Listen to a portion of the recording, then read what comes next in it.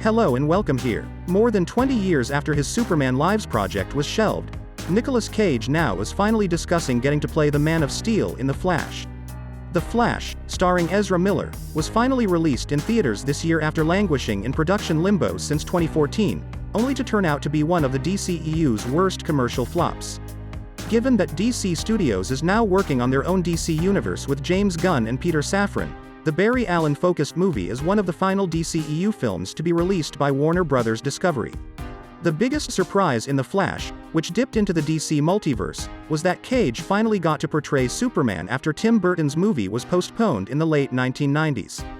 Cage finally shared his experience dressing up as Krypton's final son in The Flash in an interview with USA Today.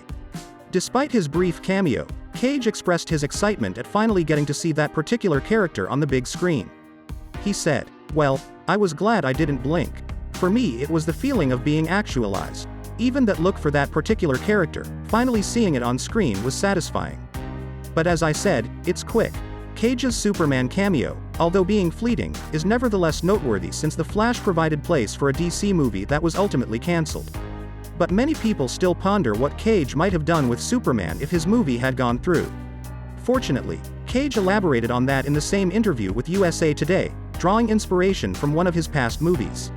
Cage claims that if he had played Clark Kent, his performance would have been identical to that in City of Angels since he was already developing this alien otherness playing this angel.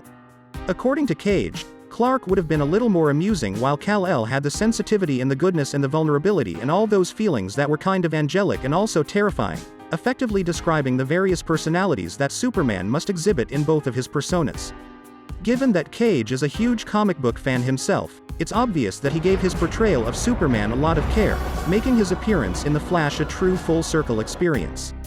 The documentary The Death of Superman Lives What Happened delves closely into the complex production snafu before the movie was abandoned, providing viewers with a deeper understanding of Cage's Superman Lives film. This helps to clarify how miraculous it was for Cage to arrive in the Flash movie as Superman from another reality, even though it was just for a few seconds. After appearing in The Flash, perhaps this won't be Cage's last appearance in the superhero genre. Please like this video and subscribe to my channel. See you soon.